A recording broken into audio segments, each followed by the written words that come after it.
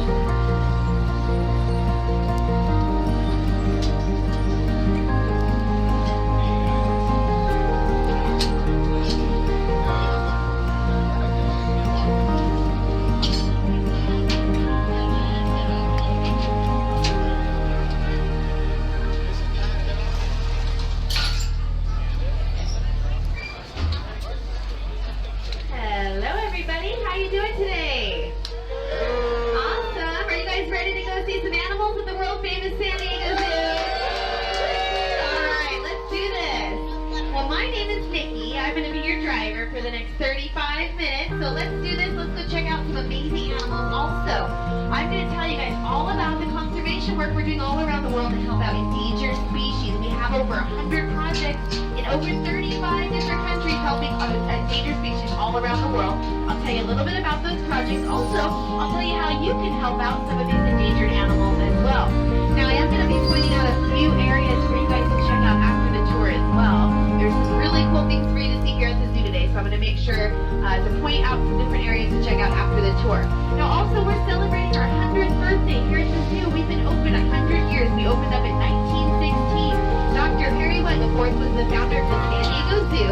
He had a vision. He wanted to be a pioneer in coming up with new ways to care for these animals, and that's just what we've done over the last 100 years. We've led the fight against extinction for endangered species, as I mentioned earlier, but also we've been coming up with new ideas and techniques for caring for these endangered animals.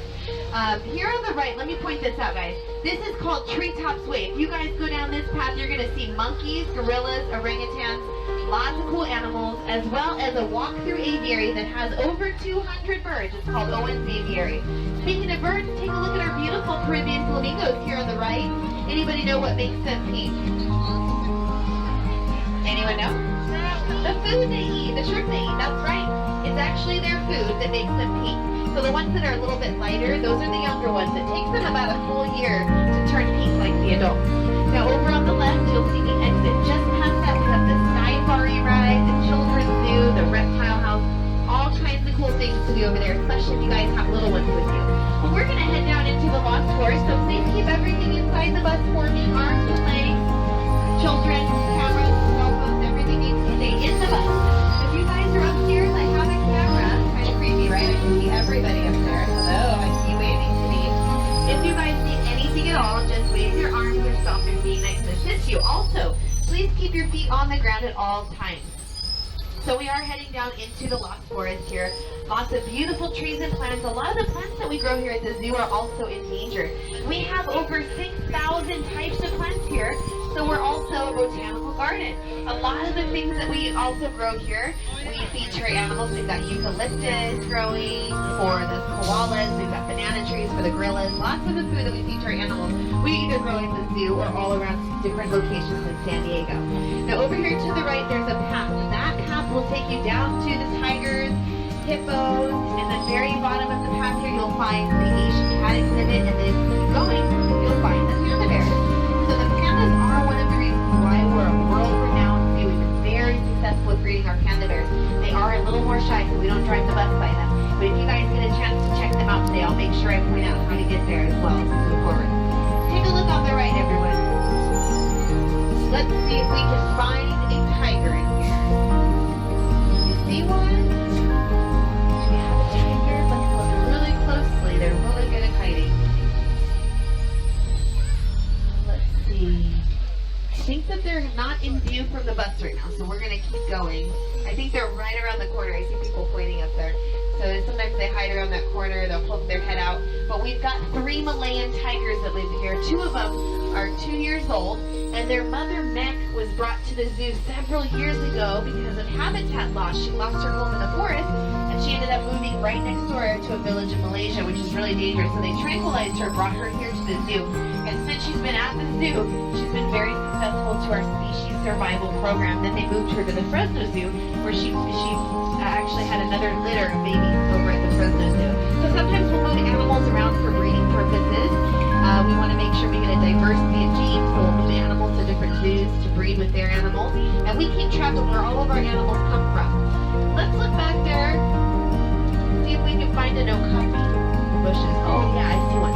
Okay, look back there by that palm tree, guys, way back there in the corner on the right. See that animal back there, feeding on the trees there, the leaves? That's called an okapi. They've got about a 15-inch long tongue, and they're related to giraffes. They look a lot like a zebra. They have black and white stripes, but they're actually related to giraffes. Also, take a look in the water, guys. Let's see who we have.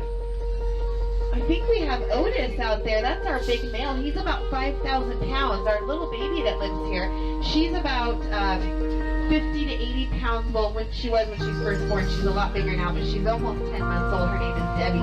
But it looks like Dad's out on exhibit, and he's about 5,000 pounds.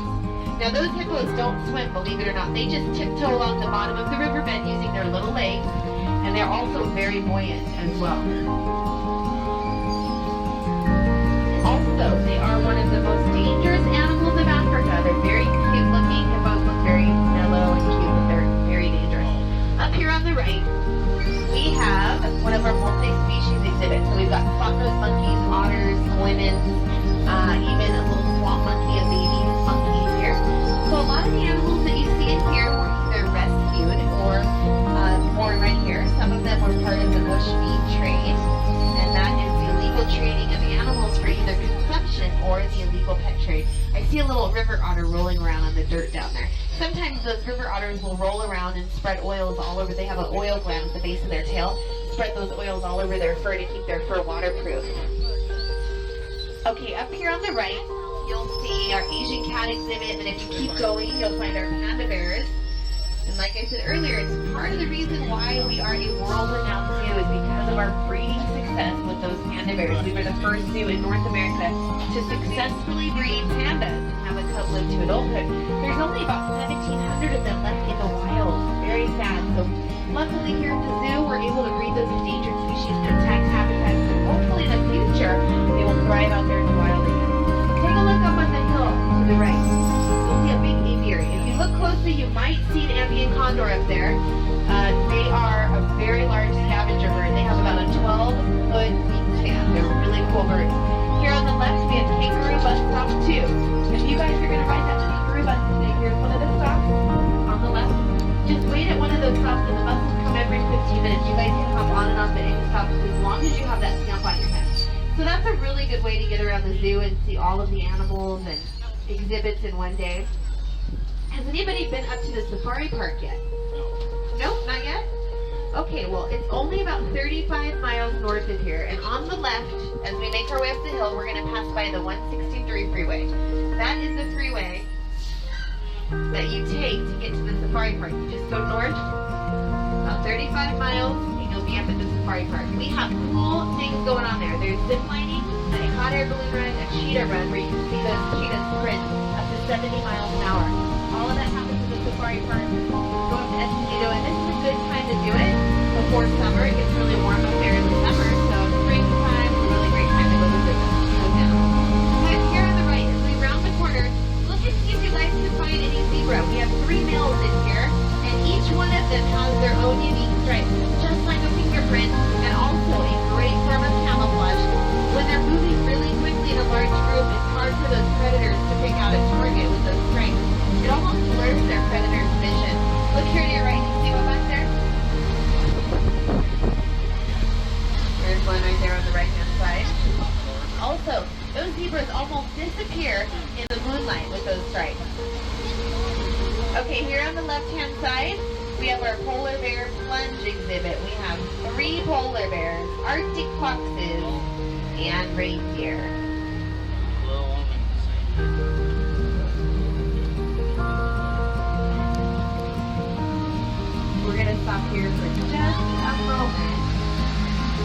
what those polar bears are up to.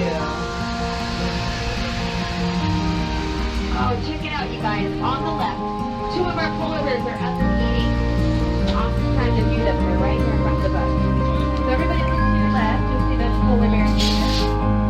Now, our big male is about 1,100 pounds. In the wild, they get as big as 1,800 pounds. They put on a really thick layer of blubber to stay nice and warm in those cold Arctic waters. Now, in the wild, they'll swim up to 60 miles straight looking for food. They're the top predators of the Arctic, so they're really defensive. They can smell a seal from 20 miles away. So imagine this. If you guys were a polar bear, you'd be able to smell what somebody's eating right now for lunch all the way down in Tijuana, Mexico from here. That's how good their senses are. But they do typically look for seals, fish. They'll wait by the top of breathing holes for young beluga whales to come up for a breath. And part of the problem that they're having is a lot of the ice is melting in the Arctic, so sometimes they have to go really far to find their food, further than 60 miles. They can swim up to 60 miles straight, but it's not challenging for them when they have to go any further than that. So one thing we're doing here at the zoo, sometimes you'll see one of our females wearing a tracking device, it's a collar, and that's helping with a research study. They're trying to track those wild polar bears and figure out how the climate change is affecting their migration pattern, their breeding, and their behavior all around. So this tracking device makes it easier for the researchers. They don't have to follow them 24 hours a day. They can just rely on that tracking collar. So we're trying it out on our polar bears here. Now you'll notice different things in the exhibit that they're eating. Carrots, we've got some toys, lettuce, there's buoys and balls out there for them to play with. Lots of different enrichment. We call those things environmental enrichment. Carrots and lettuce aren't a treat they would eat in the wild, but it's good for their teeth. It's just a treat we give them here. We give them different things and we change those out every single day. Now one thing that you guys can do to help out those polar bears that are having trouble in the Arctic, there's a few simple things you guys can do to help. Things like saving energy, turning off your AC, your lights when you're not using them, using reusable bags, recycling. Those are all real easy ways to help out animals all over the world and get heroes for wildlife. Also, we have something called our Wildlife Conservancy link. If you guys go to our website, you can see and learn about all the projects that we have going on. And if you guys ever wanted to donate to a project of your choice, go on our Wildlife Conservancy link and pick a project that you're really interested in and help. But the little things that you do every day, those things really matter as well. Take a look on the right, you guys. We have a baby gerenus. This is one of my favorite animals. Look at him right there on the right. Look at their long necks. It looks like a deer with really long legs or really long necks. So they can reach up high with their long necks, stand on those hind legs and get some of the leaves that are really high up. That's a great adaptation they have to survive in a very difficult area where sometimes food is very hard to find. So a lot of these animals have adaptations. Some of them can go weeks without drinking any water, which is a great adaptation. Take a look at these animals. They're pretty funny looking, right? Those are called Chicoan peccaries from South America. They were also one of the animals affected by the bush meat trade. That's the illegal trading animals for either consumption or the illegal pet trade. Take a look on the left. This is our Sky-Fari tram. If you guys take that tram from this side of the zoo, it's going to drop you off right over at the exit. It's a great way to get to the other side of the zoo. And that's included in your day pass or your membership. Here on the right, we have our 4D theater. Also on the left, our mountain lion exhibit. Those mountain lions are very good at hiding. Sometimes they'll be way up high on the rocks. They can jump almost 17 feet straight up from the ground into one of those rocks. It's not a problem for them at all.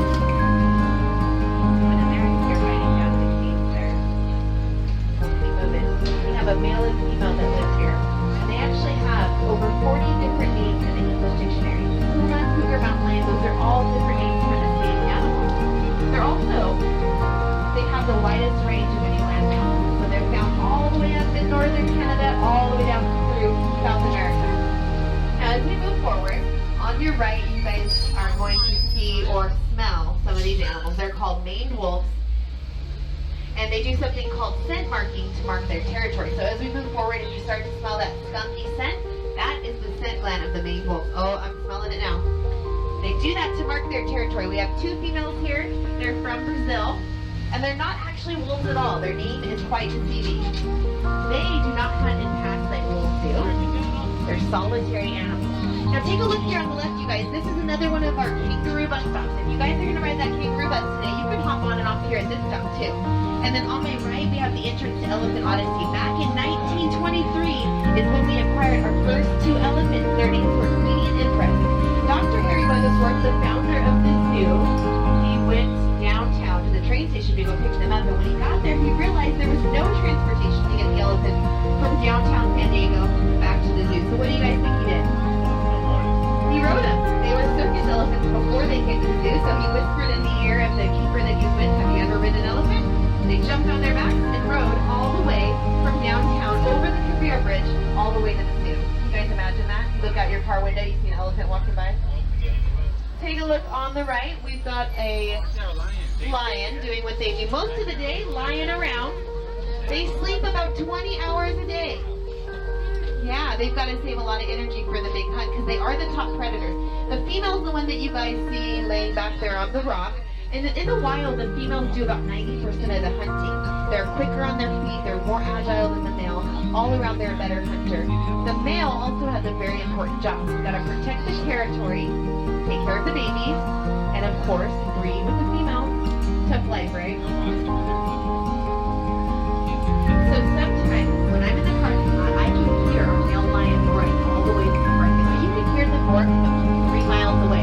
And they'll make different types of roars for different signals or ways of communicating.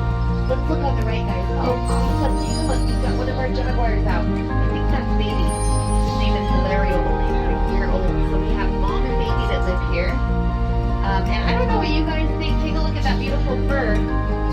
Really pretty, isn't it? Yeah. I think it looks a lot better on them than it would on us on a fur coat. What do you guys think? Yes. Yeah? That's another easy way to help out endangered species. Don't buy things that are made from that endangered species fur or ivory. That would really help out the elephants. Take a look across the walkway there. You'll see a big animal. It looks like a guinea pig on steroids. It's called a capybara from South America. It's actually the largest type of rodent in the world. They can get to be about 140 pounds. Okay guys, we're going to stop here for just a moment and check out these elephants here. We've got some of our stars of Elephant Odyssey, some of our female African and Asian elephants that live here. Anyone know the difference between the two? Anyone know the difference between an African and Asian elephant? Their ears, yeah, the size of their ears. So here's the one that we're looking at closest to us. This is an African elephant. Notice how large her ears are. The Asian elephants, their ears are much smaller. That's one way that you can tell them apart. Also, with the females, you can look at their tusks. So with the female Asian elephants, their tusks are so tiny, sometimes you can barely even see them. With the male African or Asian elephants, they both have really long tusks. So that's not really a good way to tell them apart. But when you're looking at the females, you can definitely look at the tusks. Now, they spend a lot of their day wiggling their ears back and forth. Any idea what they're doing? Are they waving hello? Cooling themselves. Somebody knows a lot about elephants on here. They're cooling their blood. It's kind of like an ear conditioning system. I know, kind of joke, right? So they have lots of blood vessels that flow to their ears. So when they wiggle their ears back and forth, it helps to cool their blood. Also, notice how she's using her trunk, you guys. She's picking up tiny little pieces of straw, reaching up, and that's one of the barrels that we put food in to feed the elephants. We don't have trees in here because they can actually move a tree using their trunk alone. So those cement structures are very solid. We hang the barrels in them with them. Fill them with food. It's like a kid hitting a piñata to knock the food out. But their trunks, they can use just like fingertips to pick up something really tiny. They can also move something as large as a tree using that trunk alone. So you'll see them slurp water up through their trunk. Do you think they can drink through their trunk? Yeah? You might think so. It looks like they are. But no, they squirt it into their mouth. It's actually their nose. They use it just like a holding tank. They'll spray themselves off. They'll squirt it into their mouth. Sometimes they sprinkle dirt on their back to act like a sunblock to protect their skin from the sun or cool themselves off. Now I told you guys we have projects going on all over the world to help out endangered species like polar bears, all kinds of animals. One of those is called Elephants Without Borders. We're tracking the migration pattern of those wild elephants and trying to keep them out of farmlands. When you're an elephant, you see a big farmland, they think it's an all-you-can-eat buffet, right? They just go in there and eat whatever they want. Well, that's creating a real problem for the farmers who are trying to feed their families, and in also doesn't always end well for the elephants.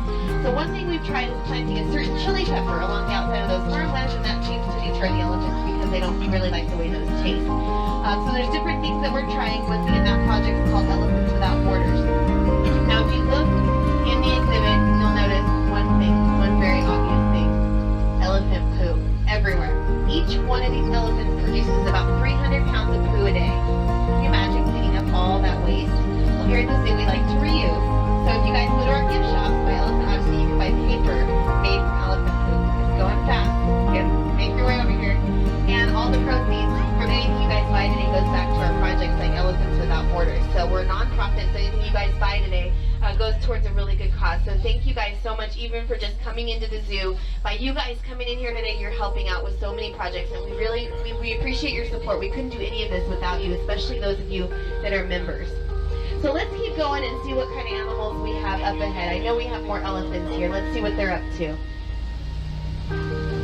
We do have our elephant care center coming up on the right, so I might have to be quiet for a minute, because if we have our keepers out here doing examinations on the elephants or cleaning their teeth, they actually get a pedicure once a week. I have to keep my voice down because they're giving the elephants different signals and I don't want to interfere with their training. So let's just watch, okay?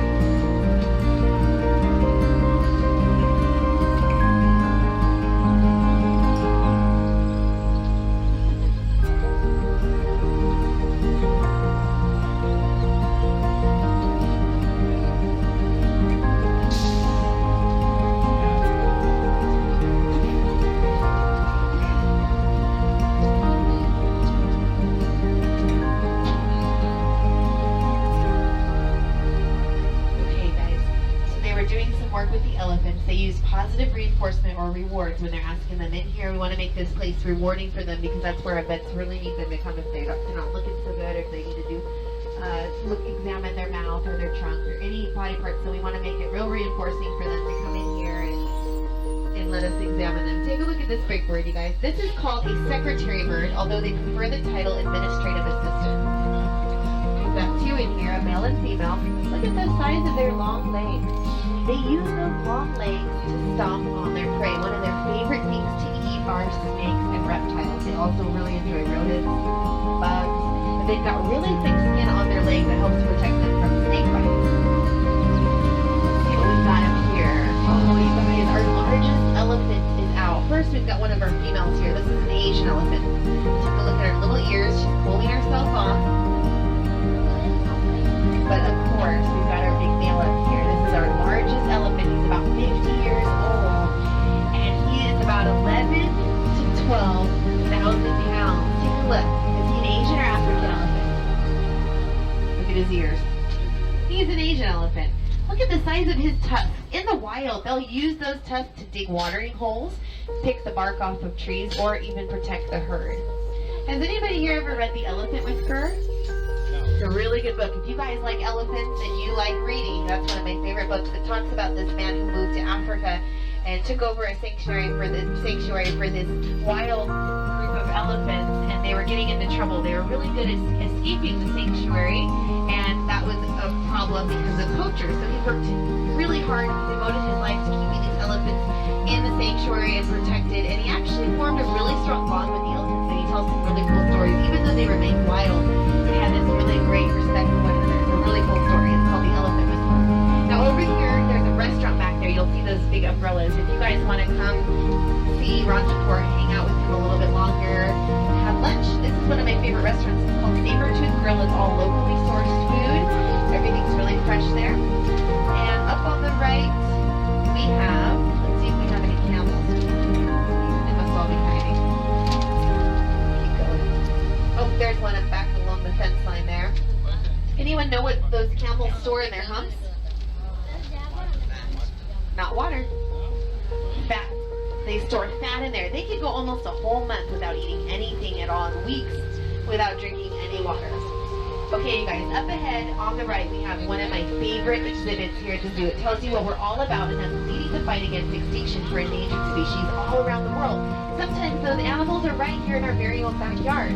These are called California condors. We have 3 males here. Look at how cute they are. Look at their little bald heads. Do you guys think they're cute? I'm kind of a bird person, so I think they're pretty cute.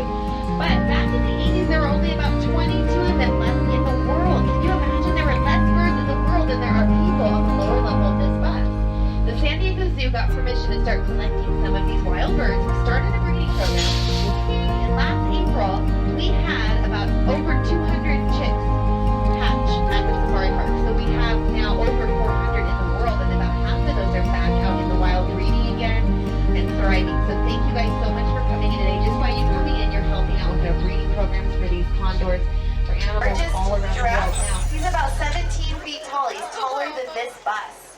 And he's also the father to our little baby. Are you guys ready to see the cutest baby here at the zoo? Check him out. Coming up on the left, his name is Obi. He's our baby giraffe, and he's only about 3 months old. Now, when I say little, he actually was pretty little for a giraffe when he was first born. He was only 5'3". His sister before him was 6 foot tall. Ladies, can you imagine a 14-month pregnancy, first of all? Then you give birth to a 6 foot tall baby. No thanks. Now, mom was standing up when he was born. He fell head first to the ground. And when they're born, they can walk after about an hour of birth, which is a great adaptation for them to be able to escape predators. So there he is right in the middle. Look how cute he is. Taking a little break. Now, those cones on top of their head, those are called ossicones, and they use those to buck other giraffes away from the ocean. I want to thank each and every one of you guys for coming in today. Once again, we could not do any of this without your support. You're all heroes for wildlife just by coming into the zoo. I hope that you learned a few things about the animals and what we've been doing over the last 100 years to care for these endangered species. And I hope that I inspired many of you to roar along with us over the next 100 years and help us lead the fight against extinction. Remember things like recycling, saving energy, using reusable bags, growing some of your own produce, or buying produce in season. Those are all little ways that you guys can help out the environment, and we appreciate your support. The things that you do every day really matter, but once again, if you guys want to help out more and contribute to a project of your choice, you can always go to our Wildlife Conservancy link, and you can pick any project and donate to any one of those projects of your choice, and that's a great way to help as well. So thank you guys so much. I hope you enjoyed the tour. You're a great audience. If you like the tour, once again, my name